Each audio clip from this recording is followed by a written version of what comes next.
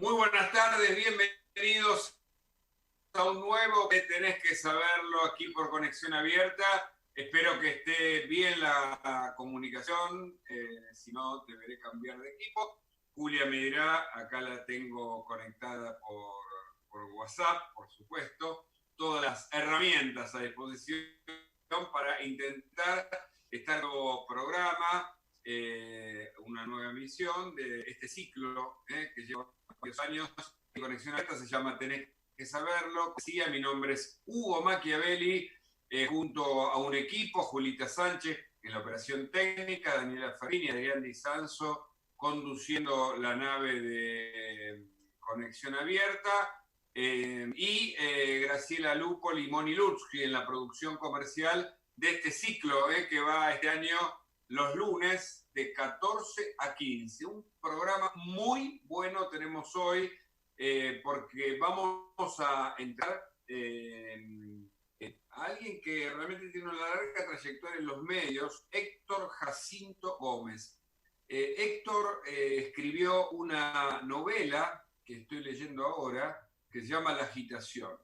Lo primero que quiero decir es que lo que impacta es la capacidad que tiene Héctor para contar en imágenes, una virtud que no siempre se encuentra en los escritores. Decía, es su primera novela, él ha estudiado mucho, se formó mucho en la escritura, es un hombre que está empezando su madurez, digámoslo, es de nuestra generación, tiene una larga trayectoria, ya le voy a preguntar puntualmente. Lo conozco a través de una amiga que vive en España, que fue compañera de facultad en la Universidad de Buenos Aires, se llama Eve Smith. Ella vive en Madrid y escribe para medios argentinos y le hizo una nota para perfil.com y la leí y me conecté con ella y a partir de eso una entrevista sobre un tema muy fuerte y por qué no perturbador. Tiene que ver con el abuso. Está basada en hechos reales y es fuerte, pero es oportuna. Pone sobre la mesa tal vez uno de los peores delitos que se puedan cometer. Pero antes, me permito hacerte un comentario a propósito de lo que va a ocurrir el próximo miércoles. 90 días de cuarentena.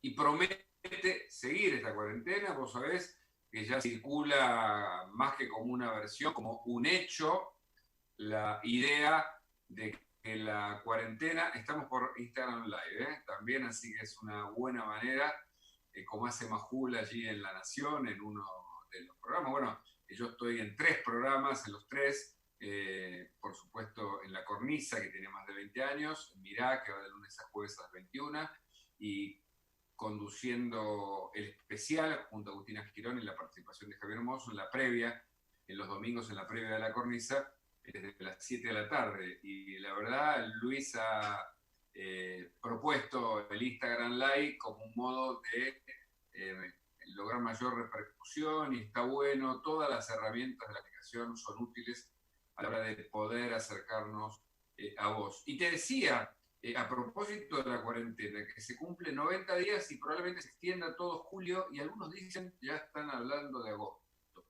Veremos. Mientras tanto son 3 meses de cuarentena, 6 meses del gobierno de Alberto Fernández. El otro día salí a correr y la primera impresión, la imagen que tuve es de caras con máscaras, porque el barbijo a otra distancia es una máscara, es casi un dispositivo, un artificio, algo que nos tapa la mitad del rostro. Entonces, vemos rostros tapados, no vemos el rostro completo y el otro tampoco ve nuestro rostro completo. Nos ve tapados, nos ve semicubiertos y pensé en esta idea que quiero compartir con vos de la cuarentena enmascarada.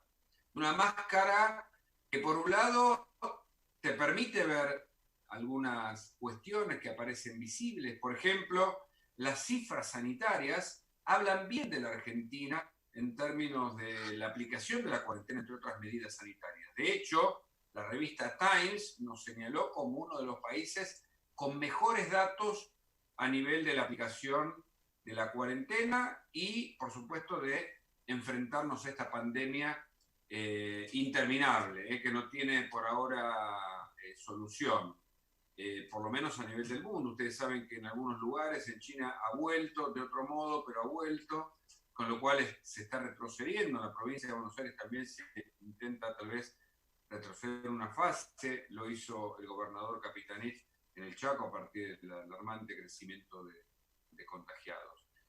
Ahora bien, en esta cuarentena enmascarada, te decía, aparecen datos visibles y positivos, pero también aparecen de los otros. Mira, te enumero rápido. Desde la intervención y la expropiación posible de Vicentín, pasando por las excarcelaciones. No hace mucho te enteraste de más de 2.000, pero sobre todo las que tienen que ver con presos por corrupción.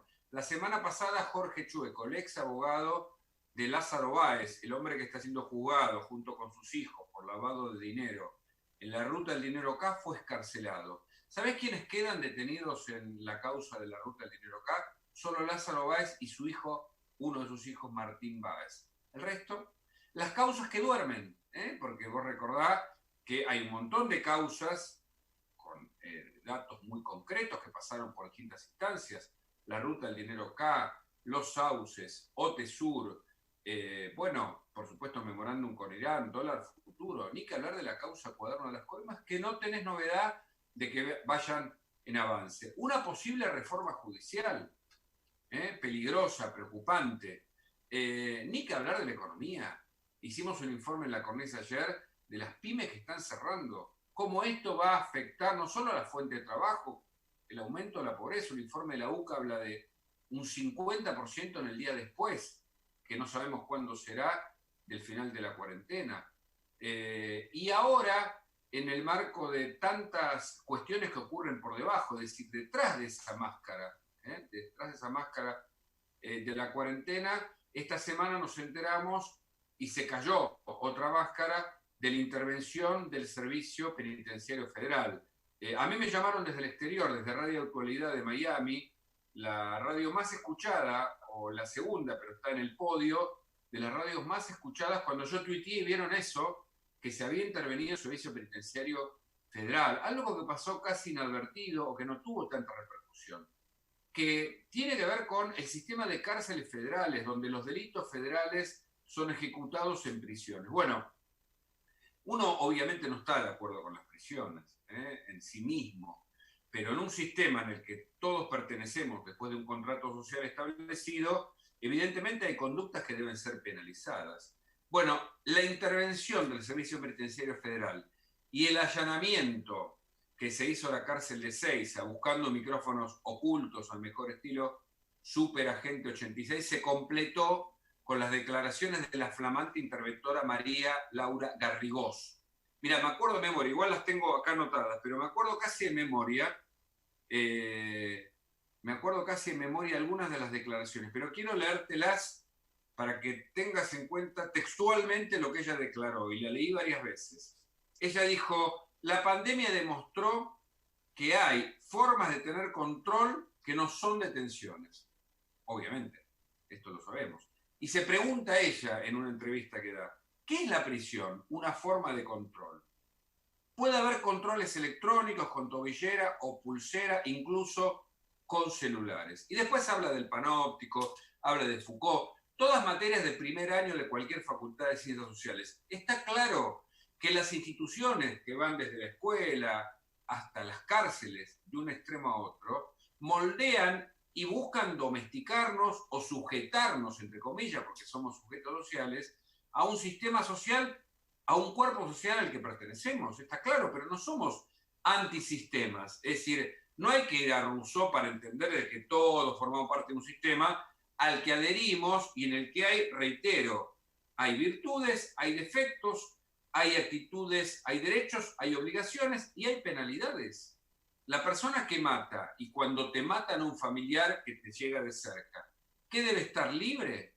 Para que luego, como pasa y pasó con los reincidentes liberados que volvieron a cometer crímenes hace pocos días, no te olvides de eso, ¿qué hacemos con ellos? ¿Los mantenemos bajo controles como se hacen con las mujeres que son golpeadas y muchas veces no llegan a avisar con estos dispositivos? o la justicia no llega a intervenir lo suficiente, o no se llega a detener al agresor que termina matando a esa víctima, con los femicidios. ¿Qué hacemos con las personas que cometen delito? ¿La dejamos en libertad? Y María Laura Garrigós, reitero, la interventora del Servicio Penitenciario Federal, sigue diciendo en la entrevista, deben reducirse las preventivas. Oh, qué interesante. La cárcel de Hornos que recorrí, creo que el año pasado, tiene el 85 o 90, pero ahí está, de los detenidos sin condena, en prisiones preventivas. Ahora bien, cuando se detiene a presos por corrupción, ahí sale a la escena, sale a la luz, se quita la máscara sobre las prisiones preventivas. Pero cuando son pibes que no tienen cómo defenderse ni grande bufete de abogados, nadie hablaba de las preventivas. Por supuesto que las preventivas desnudan la falencia judicial de no sentencia o de, en todo caso, de no absolución, es decir, una justicia lenta que nunca es justicia. Una justicia lenta, tonta, dormilona, de status quo que permanece allí, como la vemos en medio de la cuarentena, extendiendo la feria judicial. Y no hablo de todo. Está mal generalizarlo, repito. Conozco y hablo con jueces y fiscales muy probos que están utilizando sistemas y medios electrónicos y piden al Consejo de la Magistratura, a la Corte Suprema, que se ejecuten los juicios y que se avance. Pero en el mientras tanto, Garrigós dice, hemos probado en los últimos 4 años que cualquiera puede estar preso. Cualquiera puede estar preso.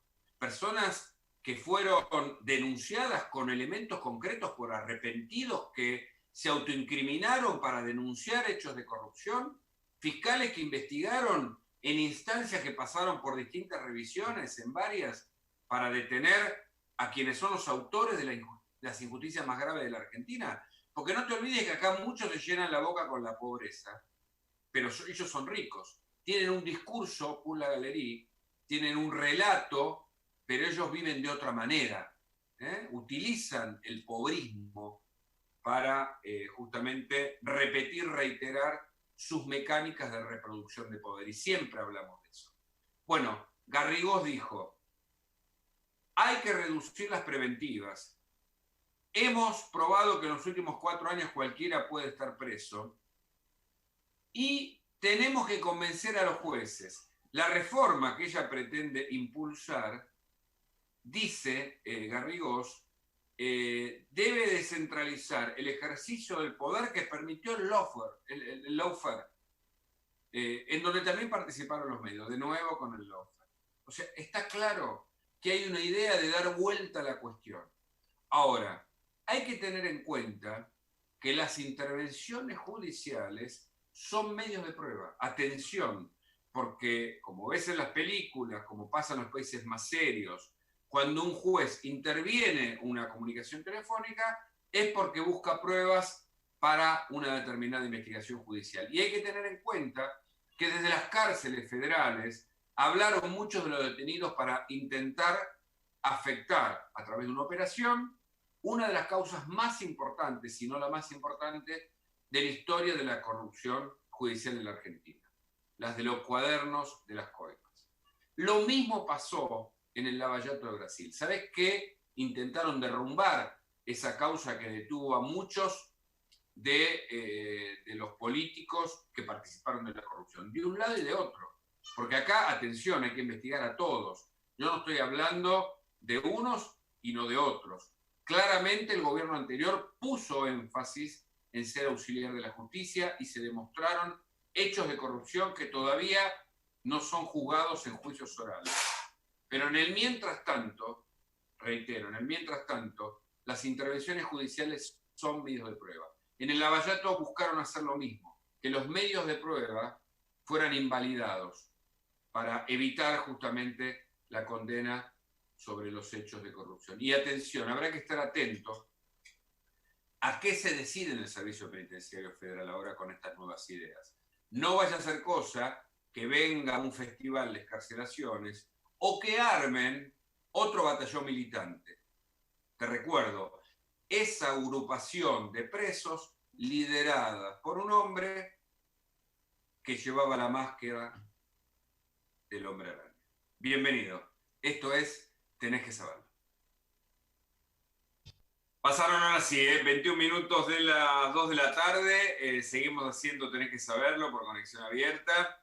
En este 15 de junio, fíjate vos, estamos en la mitad del año prácticamente, a pasos, a una semanita del invierno. Sacaba cuentas así muy rápido, creo que anoche. Faltan 20 y pico de semanas para que termine este año. Voló el 20 de un modo muy particular. Nos inundó, nos tapó la cara, como dije en el comentario editorial, nos enmascaró para salir a la calle y nos impidió continuar con la vida habitual. Nos marcó, si querés, es una herida narcisista a la humanidad. En uno de los programas que tiene Oprah Winfrey, allí en uno de los canales que suelo ver, que llama, es uno de los canales de Apple+, ella hablaba con un consejero y le decía, todo el poderío norteamericano quedó aniquilado, entre comillas, pasa inadvertido frente a esto que evidentemente es invisible, pero modificó y es una bisagra para nuestra historia.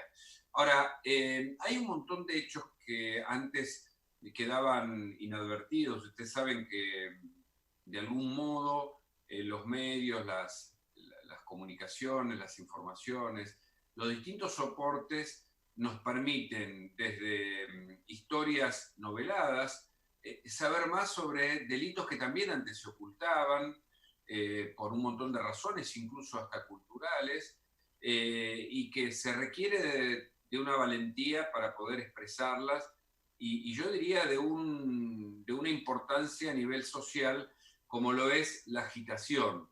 La agitación, acá lo tienen, es la flamante, la primera novela de Héctor Jacinto Jiménez. Ahí la tengo marcada porque quiero leer un párrafo. La estoy leyendo en este momento, a ver si se ve bien, creo que se ve bien. Y tenemos a Héctor Jacinto Gómez, perdón, yo dije mal el apellido, no sé. Héctor Jacinto Gómez, lo tenemos en línea y con él queremos hablar largamente. ¿Cómo estás, Héctor? Gracias por estar del otro lado. ¿Me escuchás, Héctor? ¿Se escucha? Hola, Héctor. Yo no te escucho. ¿Lo escuchamos? No tiene audio, me dice acá. Está de dos modos comunicado, pero no tenés audio. Bueno, a ver, mientras intentamos establecer el audio con Héctor, les cuento. Héctor Jacinto Gómez nació en Morón en 1966. Estudió cine, se especializó en guión, cursó la carrera de letras con orientación en lenguas clásicas. Desde hace 3 décadas trabaja en televisión como productor y guionista. Participó en desarrollo de programas de formatos de entretenimiento, ficciones, documentales y humorísticos. La agitación es su primera novela. Les contaba al comienzo del programa, pero para los que se enganchan ahora, que cómo es el mundo actual. Yo conozco a Héctor Jacinto Gómez, que además trabaja en el Canal de la Ciudad. Lo conozco a través de una amiga de Madrid, que escribió una nota sobre él y sobre este libro para Perfil. Y a partir de ahí conecté con ella, con Eve Smith, una querida amiga, ex compañera de la Universidad de Buenos Aires, que me comentó de este libro. Héctor muy gentilmente me lo alcanzó y lo estoy leyendo. Es su primera novela, La agitación, edita Azul Francia, y lo tenemos a Héctor, ahora sí con buen audio. ¿Cómo estás, Héctor? Hola, bien, ¿cómo están ustedes? Bueno, muy bien, muy bien en esta cuarentena. La tecnología cuesta. Digo, la tecnología cuesta, pero acá estamos. Escúchame, Héctor, contanos antes de meternos de cabeza en la novela y la historia que es tan apasionante, yo estoy leyendo y te digo que hay una mezcla por momentos de inquietante perturbación, ¿por qué no? Porque cada una de las imágenes que se suscitan a partir de tu escritura son conmovedoras. Es una historia muy fuerte y muy jugada sobre la que vamos a hablar, pero antes de meternos ahí, contanos un poquito qué es lo que estás haciendo hoy además de escribir a nivel de televisivo, periodístico, como guionista, ¿qué estás haciendo? Sí, yo actualmente soy subgerente en el canal de la ciudad de contenidos.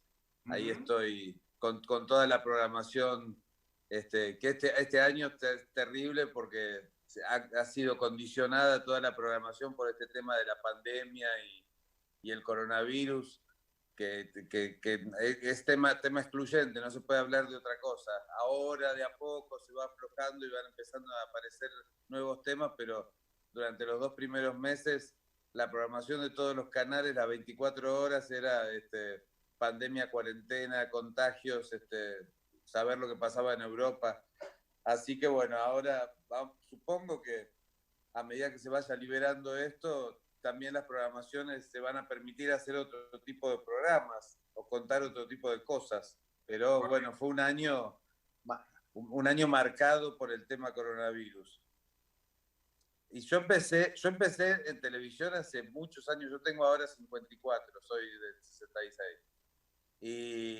Y empecé a los 23 años en el canal de Romay, yo estudiaba cine y Romay había hecho un convenio con la escuela de cine y entonces me llaman un día del Canal 9 y fui esperando que me dieran un puesto a mi medida, realizador de algo. Y era con la ingenuidad de uno cuando está estudiando que cree que sale de la escuela de Sí, cine y sí. ya puede dirigir. Claro, y llegué y me dijeron, mira, ahí de microfonista. Bueno, está bien, La arranco cuestión por era ahí. entrar. Claro, siempre es mejor estar adentro que afuera. Así que empecé como microfonista, fui pasando, después fui videografista y paralelo a eso iba estudiando letras, así que en cuanto hubo una posibilidad de meterme con el tema guiones, que era lo que yo había estudiado en la escuela de cine, en definitiva, había hecho la especialización en guión, me fui metiendo primero guiones de promociones, después programas, sketch, humorístico, fui pasando por todos lados. Estuve en Ideas, en Telefe, en Canal 9 muchos años, 17 años. ¿Dónde más? Estuve en Canal 7, bueno, y ahora finalmente estoy actualmente en el canal de la ciudad. Escúchame, Me gusta mucho la televisión, es un medio que lo un medio envuelve, maravilloso. es un medio que lo envuelve todo, ¿no? Mm. De algún Sí, modo que sí, sí. necesita la empatía para completar el sentido o la significación. Sin embargo, la escritura es, no sé si coincidirás, es el que tal vez más suscite la imaginación, es el medio que nos permite abordar los temas con mayor profundidad. Y entonces te quiero preguntar, sé que no es tu primer libro, pero sí tu primera novela. ¿Cómo haces ese Sí. pasaje a la novela y ahora nos metemos en la agitación? Mira, la verdad que uno empieza a escribir. Yo el primer miedo que tenía cuando dije, bueno, voy a escribir una novela era saber si le iba a terminar, porque por lo menos a mí me pasó, no sé si le pasa a todo el mundo, uno tiene miedo que no llegue, que no le dé el aire para llegar, hablando de agitación, que no le dé el aire para llegar a las 200 páginas o a las 300 páginas, lo que uno escriba. Decís, ¿podré sostener esta trama que sea interesante durante 200 páginas, desde 260 páginas? Y uno cuando lo inicia, no lo sabe. No sabe si en la página 50 no se queda ahí como, bueno, y ahora esto cómo sigue. Porque Y, cada escritor tendrá su método de trabajo. La otra vez le hacíamos una nota a Pérez Reverte y él dice que, por ejemplo, diagrama los capítulos y sabe ya de entrada, tiene los títulos de capítulo que van cada... Yo no trabajo así, yo voy escribiendo y la historia va necesitando una continuación y así lo voy haciendo. Tal como vez, puede... Héctor, tenga que ver porque, digo, uno sigue escritores, y incluso el otro día hablaba de García Márquez, y la novela que para muchos, Cien años de soledad, la piensa para ganar un Nobel, que es una historia universal, etcétera, y muy histórica, muy generacional. Tal vez tenga que ver esto con el oficio de escritor, ¿no? Digo, Pérez Reverte tiene un método que por ahí no es aplicable en todos los casos, pero que está bien definido a partir del oficio que él ya tiene en sus grandes libros, ¿no? Que demuestra Claro, ahí. claro, cuando uno escribe para televisión sí hay programar porque no es literatura, es un guión de televisión. Entonces, uno, por ejemplo, trabaja en una novela y entonces tenés un arco dramático para los 15 días, qué va a pasar en cada capítulo, más o menos se establecen los finales de capítulo de la novela, y Correcto. entonces uno va completando para llegar a esos finales de capítulo. Y se Escúchame, hace ¿qué es así la como una... agitación? La agitación, mira, comenzó, en primer lugar, a mí me entusiasmaba la forma que tiene esta novela, La agitación, que es esa escritura un poco que va y viene en el tiempo, en esos 50 años de vida, y va saltando de años, y uno, que si querés te cuento un poco cómo surgió. Yo tengo un Sí, familiar con sí, Alzheimer. eso es. Sí, tengo un familiar cercano con Alzheimer, y entonces yo hablaba con él al principio de la enfermedad y él me iba contando su vida así como mosaicos, y saltaba de 1978 a 1960 y después volvía al 2015. Y a mí yo dije, eh, con la tristeza que me daba todo eso, decía, pero esta forma de narrar de una persona con Alzheimer debería ser posible de ser contada. Y dije, si la agitación tuviera esa forma, si el personaje tuviera Alzheimer y fuera contando la historia de esa manera, y, y bueno, y ahí surgió. Y después hubo una situación de un amigo mío, yo soy de Hurlingham, que me cuenta después de muchos años que había sido abusado por un vecino nuestro, por alguien que conocíamos. Y digo, fue una cosa que se subió al auto, se lo había encontrado en el camino, estaba mal, y yo no entendía. Lo primero que aparece es el reproche de decir, ¿por qué no me lo contaste antes? ¿Por qué no se lo dijiste a nadie? Bueno, evidentemente fue algo que tardó 40 años en salir. A veces esas cosas quedan, provocan terrible vergüenza, el abusado se siente culpable, se siente que le pasó a él porque le tenía que pasar, porque hizo algo para que le pasara. Bueno, dije, bueno, en estos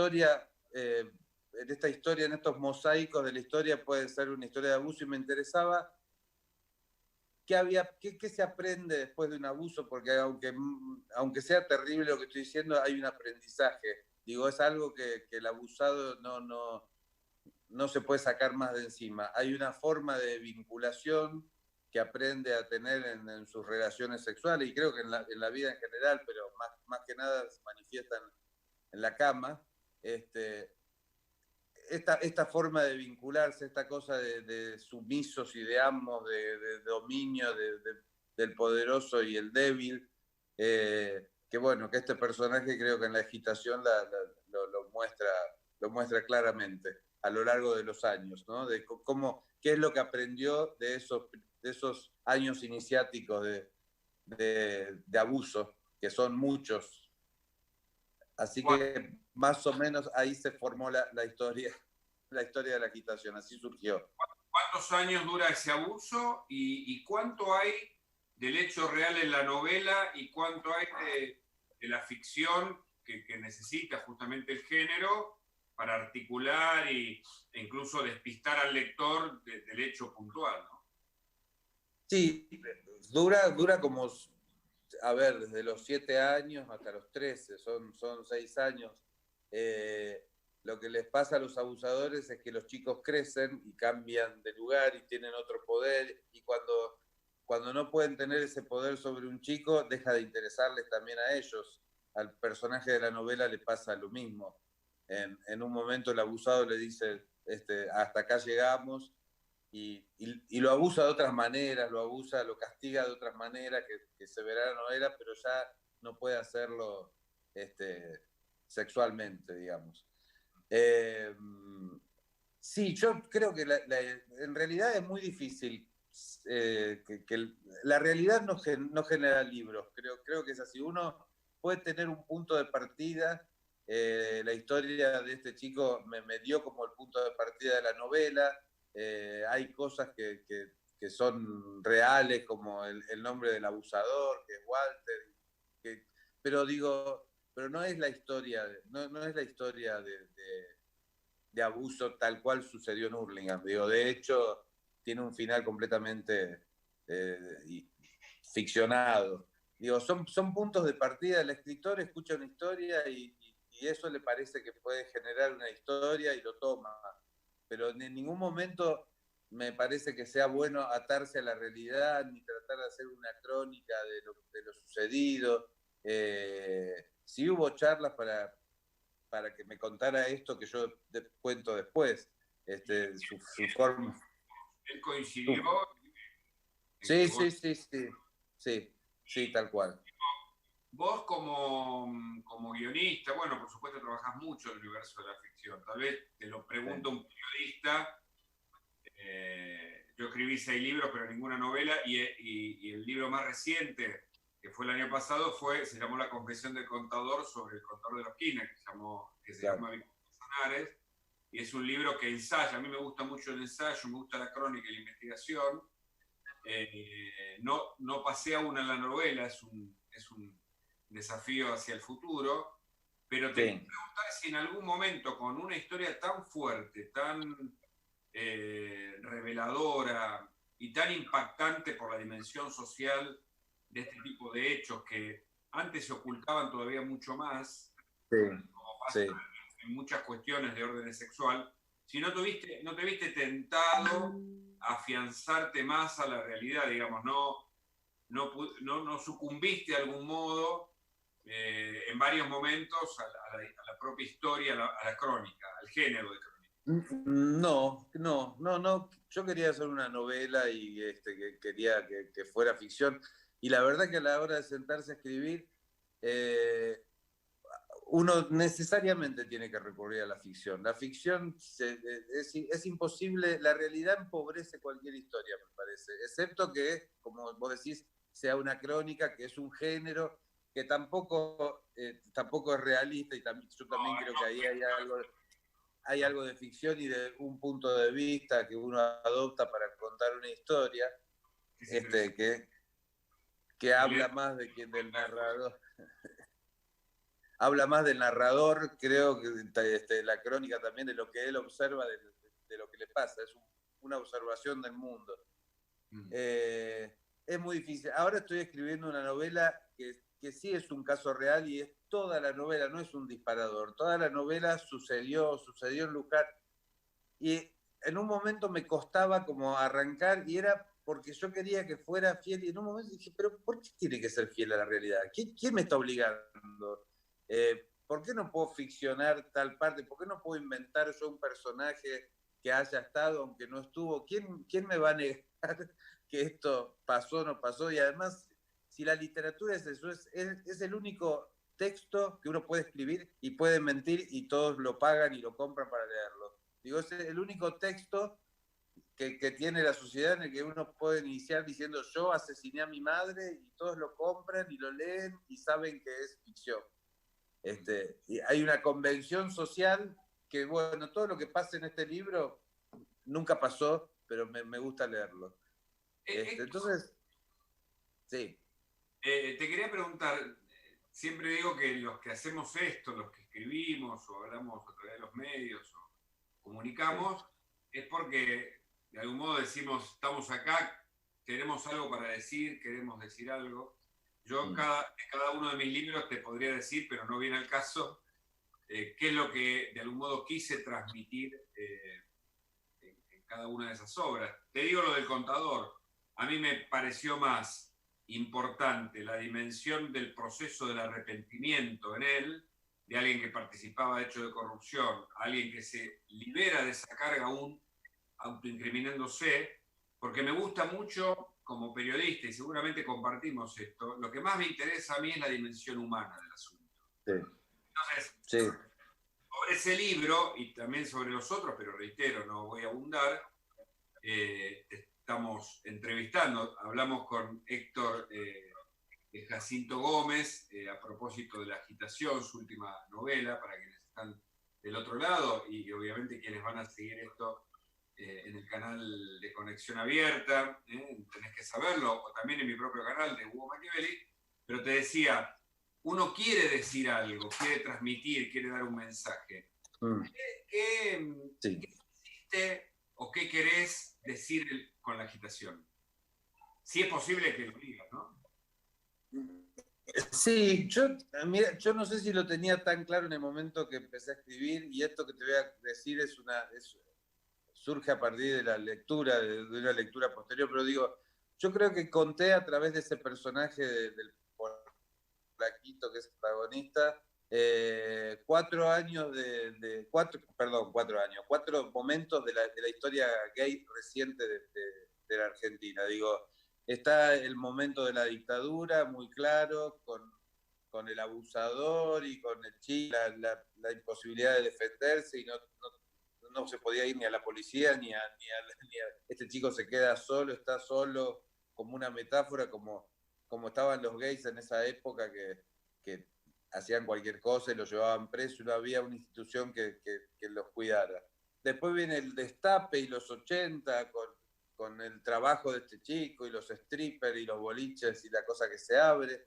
Después viene no sé hasta dónde llegaste, pero vienen los años del HIV, los mediados de los 90, una época asignada por una pandemia también y por la muerte, y finalmente la etapa esta donde pareciera que los derechos, por lo menos en nuestro país, están garantizados por el Estado, y los gays se pueden casar y pueden adoptar chicos, y es también el relato de esta pareja mayor.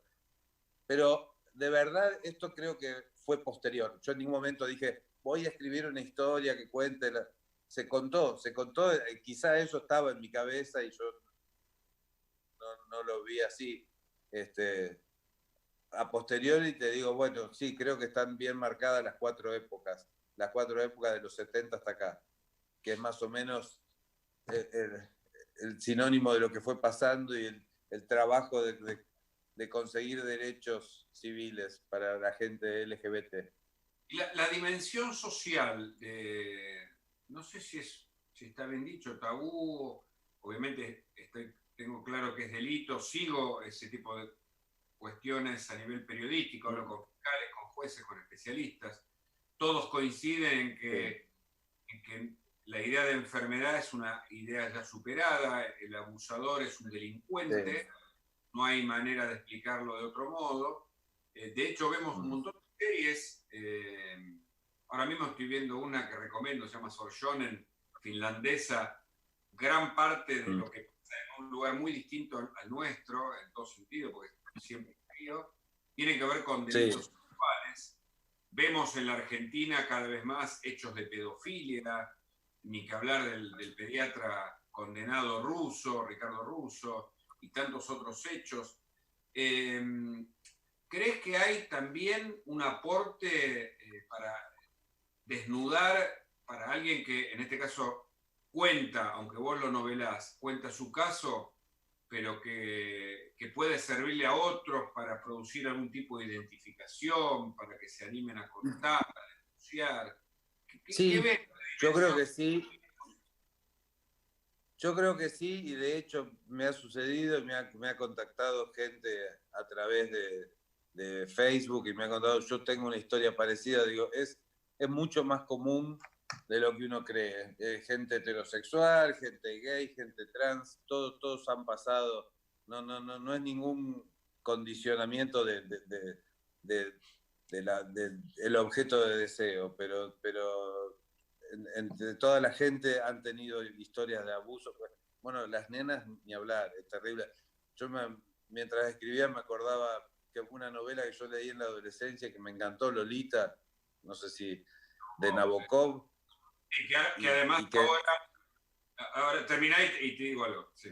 sí, no, digo que encima Nabokov toma la voz del abusador, entonces es escalofriante porque uno participa del deseo de ese personaje y que ve a la nena macarse y decir, Dios, entonces terrible.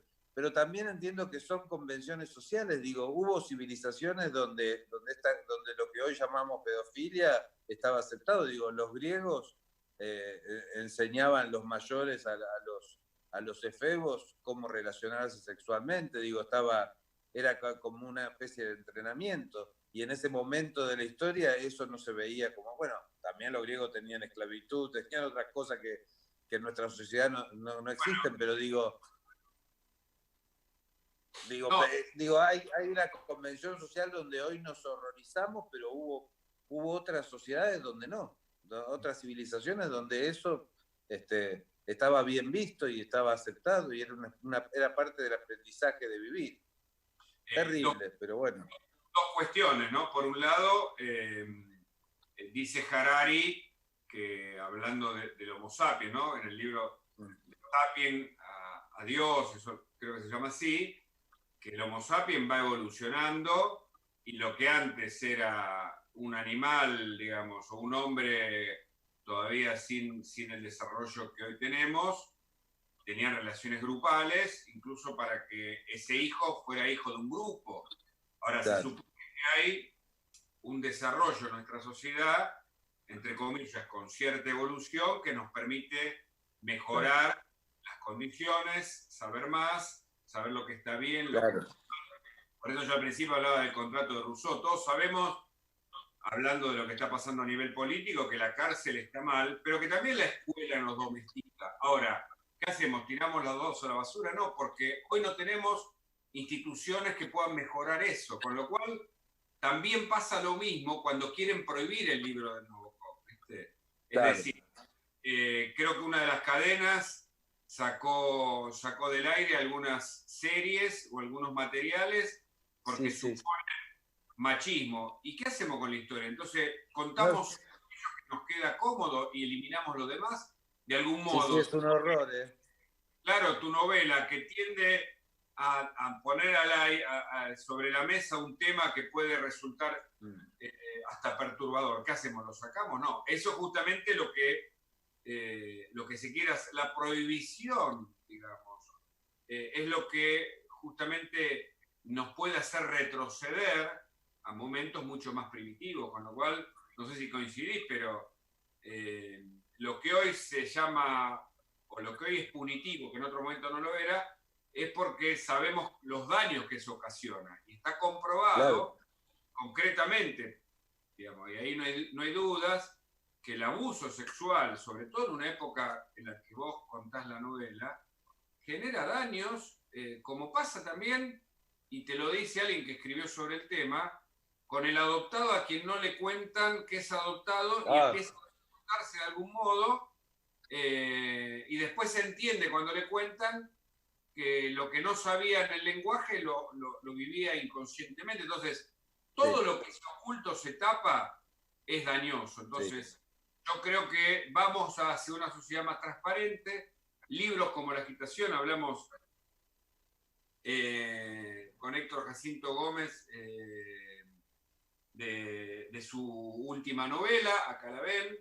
Interesante charla, yo te agradezco el contacto. ¿Qué ibas a agregar? Sí. Bueno.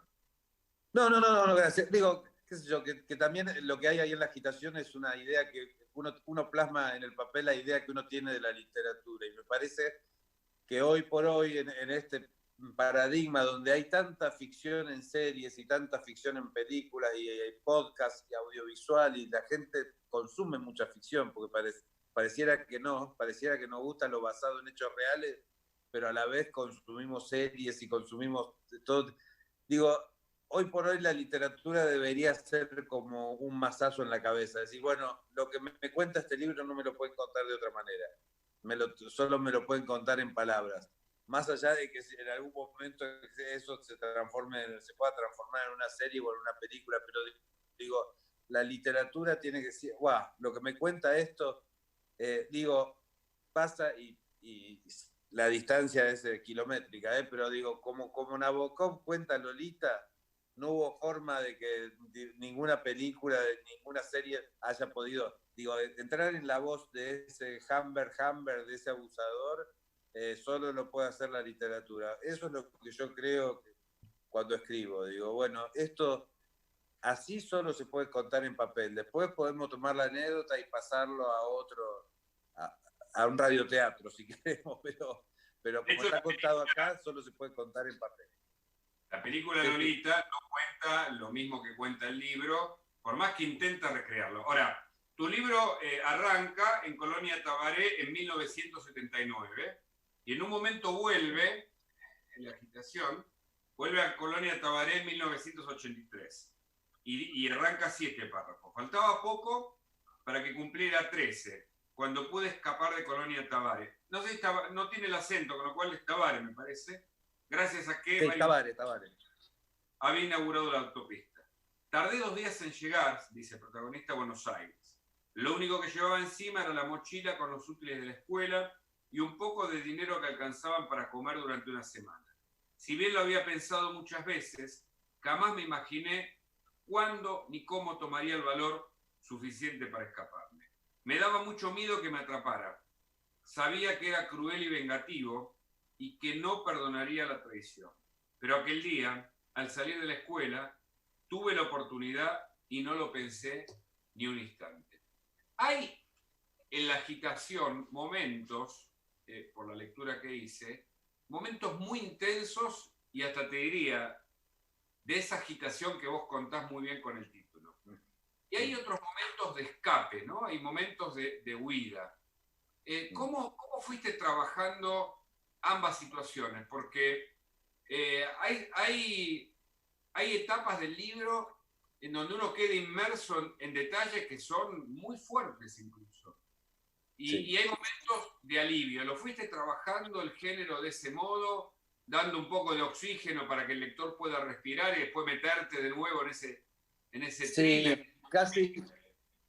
Casi salía naturalmente. Yo creo que la historia de los 80, de los strippers, es la más liviana, aunque después también pasan cosas terribles, pero me servía como estribillo para bajar la intensidad, porque no se puede estar todo el tiempo con una narración que está con ese nivel de tensión. En algún momento uno pierde la tensión, porque la tensión de nerviosa, porque si está todo el tiempo a punto de suceder algo y no sucede, bueno, llega un momento que no interesa más.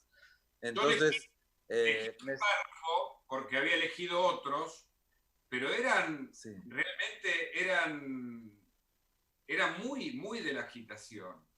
Encontraste no sé si es subgénero la palabra, pero encontraste un modo de que tu literatura transcurra por esa forma de contar tan intensa, tan agitadamente relatada. No sé si me expreso bien o me entendés en lo que quiero expresar. Sí, yo creo, sí, perfecto. Yo creo que también he estado por la síntesis. Yo trataba de que fuera lo más sintética posible, de no poner adjetivos, de que los párrafos y los capítulos no fueran largos, que las frases no fueran largas, que fuera todo así, trompada, cortitos. Son oraciones cortas y con imágenes, pero no hay grandes desarrollos ni pensamiento de los personajes, todo es pura acción y oraciones cortas. Y yo creo que eso le dio ese ritmo del que todos me hablan y de la cosa visual. No hay momentos de pensamiento de los personajes, de monólogos interiores, nada. Te vas llevando. Es pura acción. Subís al tren y vas marchando. Bueno, la agitación. Este es el libro y su autor, Héctor Jacinto Gómez. Lo recomiendo, Azul Francia es la editorial. ¿Se consigue en todas las librerías, Héctor? Por ahora está directamente de la editorial, pero yo calculo que en poco tiempo va a empezar a repartirse por las librerías. Estoy cerrando, me avisan que estamos cerrando. ¿Por qué no contás tus redes sociales o cómo pueden adquirir este libro?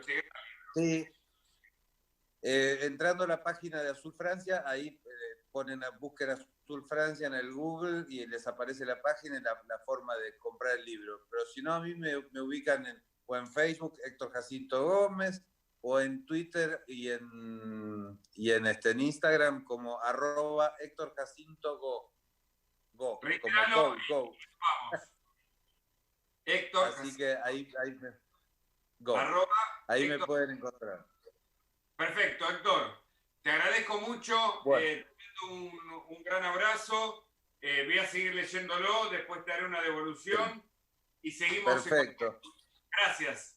Estoy muy agradecido yo a ustedes. Muchísimas gracias por esta nota. Gracias. Gracias por la invitación. Nos vamos. Gracias Nos vemos. a todos. Nos vemos Chau. el lunes que viene. Por supuesto, tenés que saberlo acá por Conexión Abierta. Lindo programa para que estés del otro lado en medio de la cuarentena. Chau. Buena vida. Cuídate.